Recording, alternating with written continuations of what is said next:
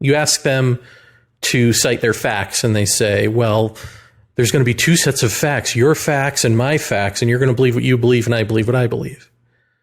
And they also say, when continued to be pressed, well, I actually don't need to read anything anymore. It comes from within me. I meditate. Somehow it's gotten into meditation. I meditate and I get downloads, or I get this information. Somehow the truth comes to me. I am the bearer of this now.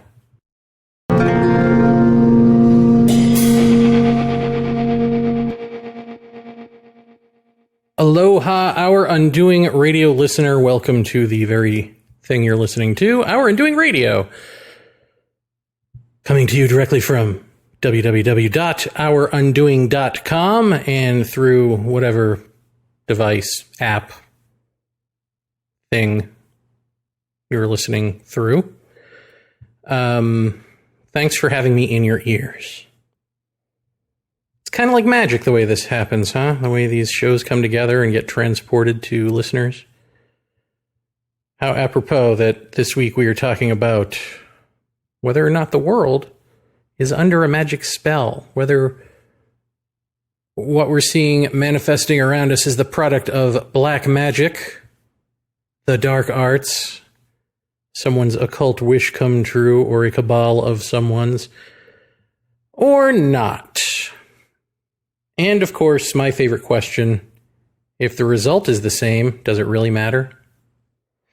Now, some of you may think black magic, occult arts, a hidden hand controlling everything, that sounds crazy. That sounds, I don't know, childish, something. And then you'd be surprised, I guess, at just how many people do believe that this is happening. Adults who are not crazy, who fancy themselves mature. In fact, I know people who believe this.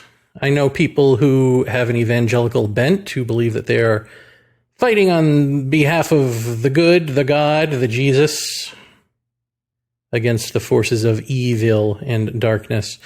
And I know psychics who have the same drive to fight these very same forces of psychic evil, these black magicians trying to control the earth, trying to cause chaos, wreak havoc, and dine on our fear energy, or whatever it is they do, in the same vein as the Christian. They don't call themselves that, but the Christians don't call themselves psychic necessarily, but there it is. They're on the same page. The same question that presented itself with the episode on cesspools and rabbit holes from last season. You know, how can you tell whether or not the conspiracy theory be true, or be something worth pursuing, or just a bunch of dead ends that drive you crazy? How can we know? Or what's a useful tool of discovery that we can use? It's the same tool here, which we'll get into. But first, let's map out what we're talking about here. The story goes that there, again, are some sort of dark magicians. It's some people, it's unclear whether they mean human or archetypal or demigods or aliens, you know, something amorphous that we can't quite get our hands on. But some people do mean humans. And they mean humans working for other governments, like the Russians who have mastered psychic abilities and are now, you know, infiltrating the world. Well, we know they're doing that with the internet, right? With social media. So certainly they understand the dark arts of American psychology and European psychology. But are they psychically influencing us to do things that are not in our best interest? To do things that are violent? To riot in the streets? To mistrust so-called authority? including our own. We know that there were Cold War psychic spy programs, right? The remote viewing project here in America, which was an answer to or in fear of the Russian psychic project. So we know that these things do exist on a military strategic level, at least in terms of trying to weaponize psychic abilities, figure out if they exist and then weaponize them. And supposedly those had been shut down. But there are plenty of people, of course, who believe that that's a cover. Of course, they would say they shut this down. In fact, it just went on in some other form. And probably that's true. Although I would look into, remember the movie The Men Who Stare at Goats? That was about this psychic spying program. It was based on the book by the same name. And I'm too lazy to look this up, even to Google search it right now. But you can if you want. Whether or not the military allowed them to use their equipment for this movie. Because if you want to use the U.S. military's, planes, army bases, fatigues, whatever it is, they'll give it to you. But they've got to approve the script. And so the script better make the U.S. Army look good or better subliminally tell you that war is good or that we're the good guys in the end. All those sort of pro-war, pro-military messages. They better contain those.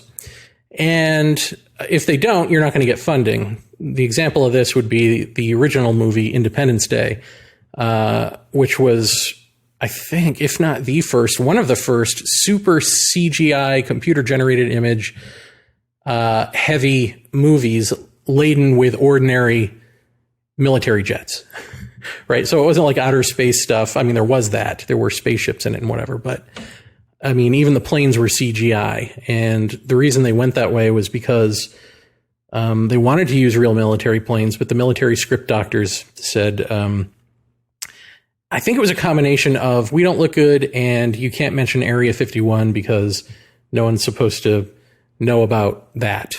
No one, it's not an official base, so we can't endorse it by being associated with this movie. And the script doctors are like, what are you, nuts? Screw it. CGI is pretty good now. We'll just do that. So that's an example. So it would be interesting to know if The Men Who Stare at Goats, which kind of turns the psychic spying thing into a laughingstock, if the military supported that or not. And you might say, well, of course they support it because they want you to think it's a laughingstock because blah, blah, blah. But then wouldn't the same hold true for Independence Day? Of course they want you to think that we have alien technology.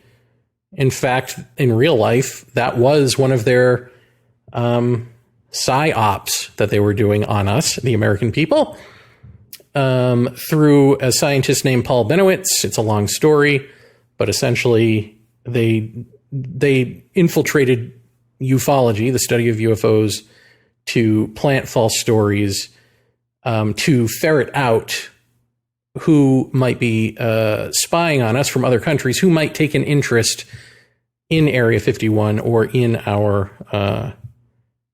technologies, that sort of thing. So all of that is a long ramble on something that a good portion of this audience probably doesn't care about. But then, who knows? maybe you're intrigued. I hope so. I hope this isn't just boring. But when we talk about the black magic thing, and it sounds suspiciously like other QAnon, it sounds suspiciously like a lot of the stuff in UFO world. It just has that same air to it, right? Of like you could go down these online rabbit holes, finding out who are the people in power or finding out what the signs are of someone using that power. And then you can pretend that you know what's going on, even if you don't know who the people are who are behind it. Or you can pretend you know who the people are behind it. And then eventually the right-wing propaganda machine will get a hold of this and it'll turn into like Nazi occult anti-Semitism nonsense. Because that seems to be how this works. Eventually, that's the cesspool it ends up in. So be careful out there when you're reading this stuff, who your sources are. And be careful when you're trying to dabble in it, even on behalf of the good. Because, as we've said before, sometimes a dream is just a dream. And if you really, really want it to mean something else, I mean, of course, if you concentrate on something long and hard enough, you're probably going to have a dream about it. And then you're going to think that that's validation that it's real. It's just validation that you concentrated hard enough on it. So, in other words, you got to know what motivates you. You got to know why you're looking in the first place. You got to be honest about it. I saw online someone had posted a thing about how they, the magical they, are using our collective unconscious against us to get what they want, whatever that is. And it's just a thread full of accolades. And yes, oh, of course. Oh, I know. Isn't it? It's the pylon of people in the know. We've seen this before. And one person on there went on a super long comment. I was going to say tirade, but it wasn't a tirade. It was just a super long comment about how she knows too much. And so she'll private message what she knows when she can, when she's really formulated it.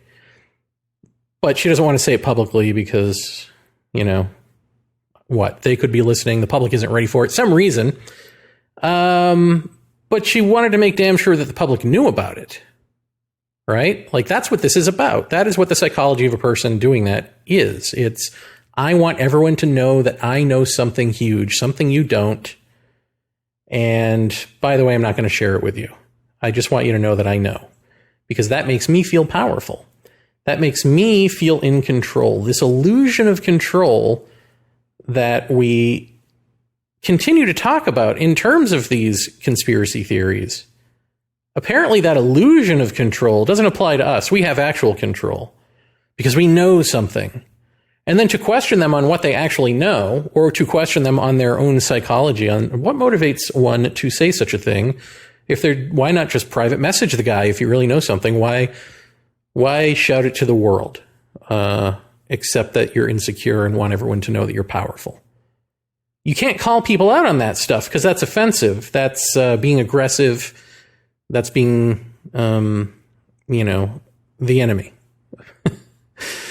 Because this is what we are. This is what we've become. We just want to say whatever is in our head and have people love us and validate us, even though we know it's nonsense. Even though we know we're insecure. We know this. But it feels so good to get those likes and have like-minded, insecure people say the same thing and just regurgitate to us all the things that we've all read on the same message boards. Right? So, is a dark magician doing that? Is a dark magician having police officers kill black people in America and then just gaslight the public at every turn through politicians and through silly, stupid statements that fan the flames of sadness and anger and depression? And is that black magic, or is that people? Have people just done this since the beginning of this country? What is black magic? Well, what's the right tool to look and ask? Wouldn't the right tool be, the question, what is our responsibility in this? If putting it off on black magicians and secret cabals of magical people means that we don't have to look at our own actions in this world, we don't have to take responsibility for our privilege and for our attitudes, for our lack of action, for our fears and our insecurities, if we don't have to look at us, then it's probably a defense mechanism, right? If A equals B, then A is B. That's what that's saying. So whether there are black magicians in the world doing whatever, it doesn't matter. Who are you? Why are you scared? Why do you need control? What is the deep-seated fear there where you have to have the knowledge that answers everything? It's a one-stop shopping answer, right? It can't just be that maybe our education is crap.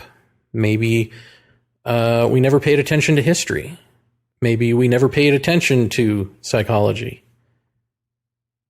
But we're easily offended and don't want to be called stupid, or don't want to be called uneducated, or don't want to be called ignorant, or whatever these words, which are not the same word, by the way. You can be uneducated and not be ignorant. Ignorant means you're ignoring something. You're willfully ignorant. We say willfully ignorant to differentiate from ignorant. They're the same thing.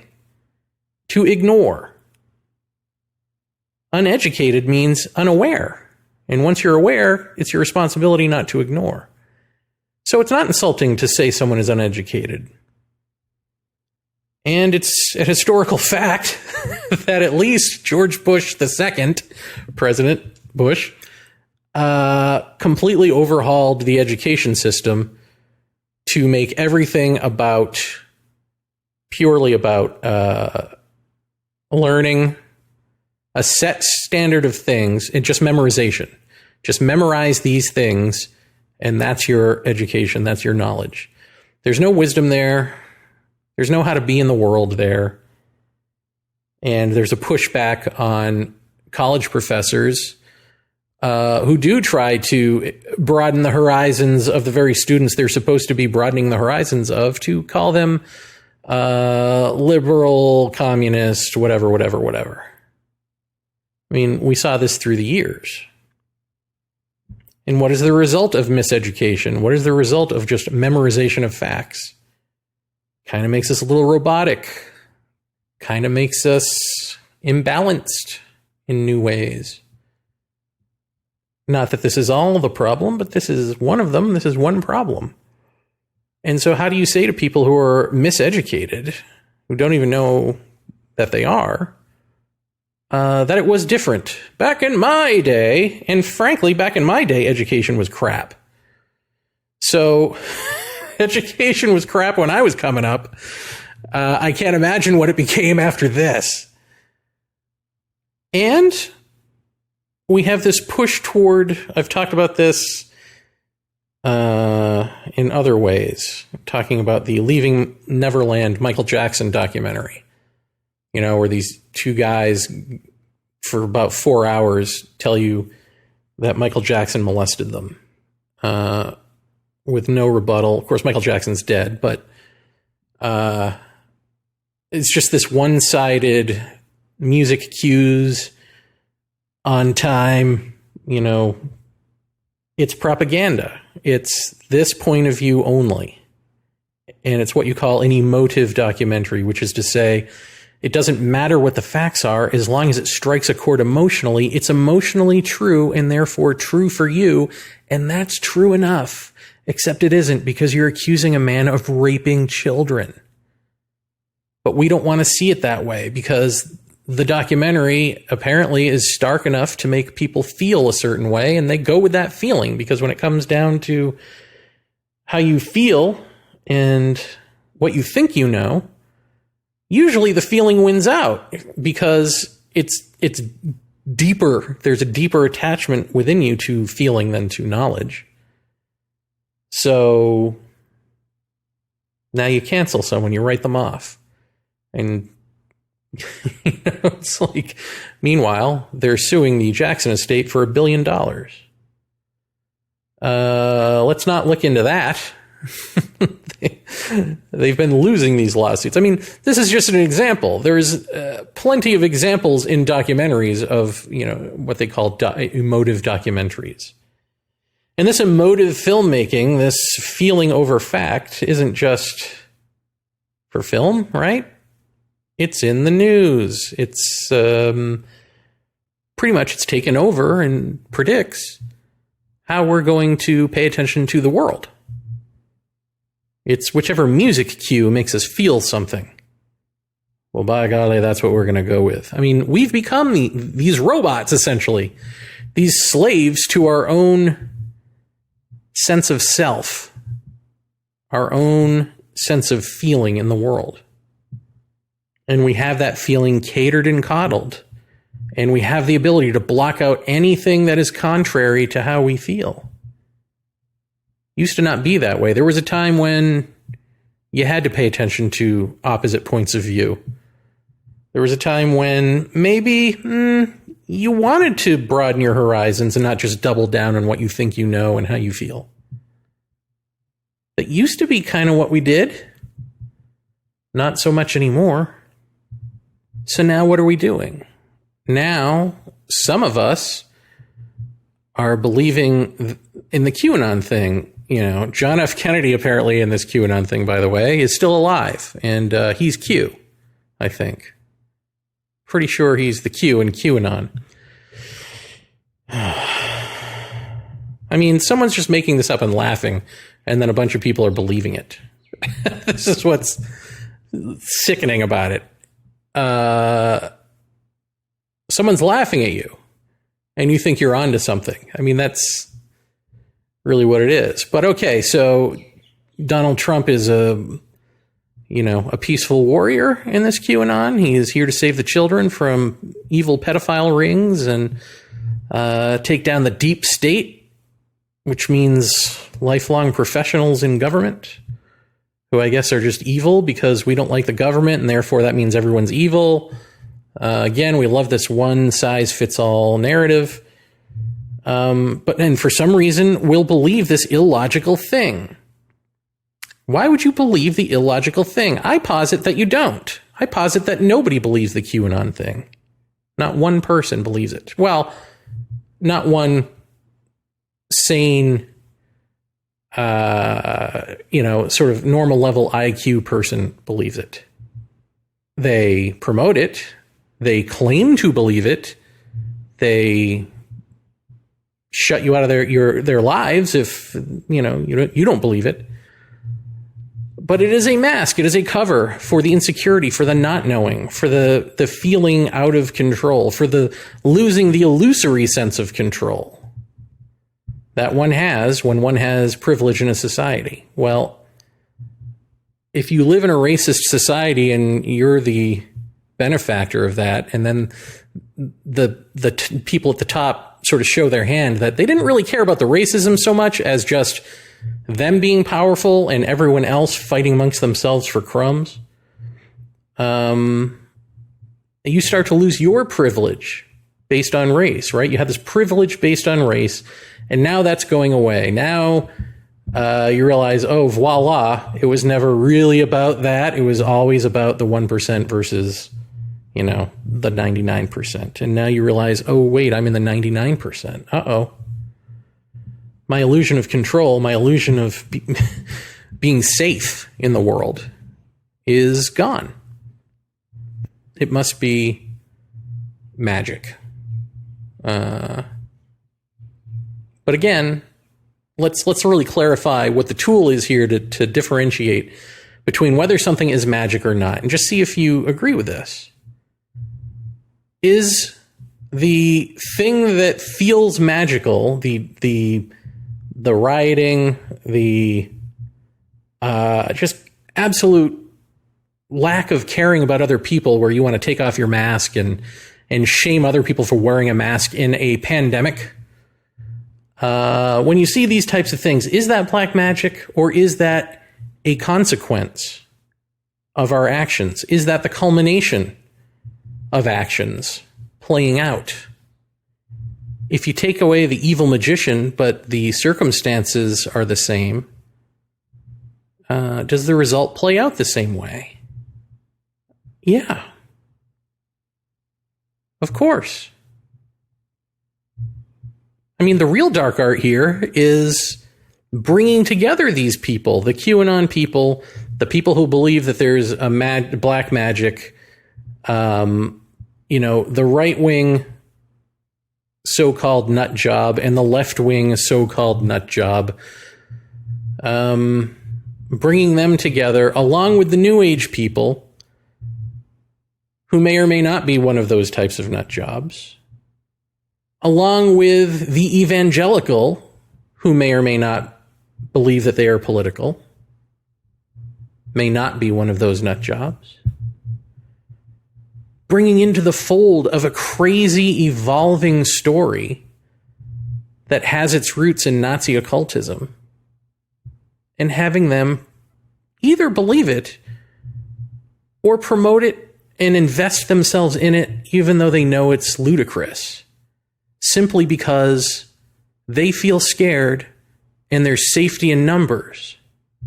That's the real magic, isn't it? The magic of your psychology being worked against you,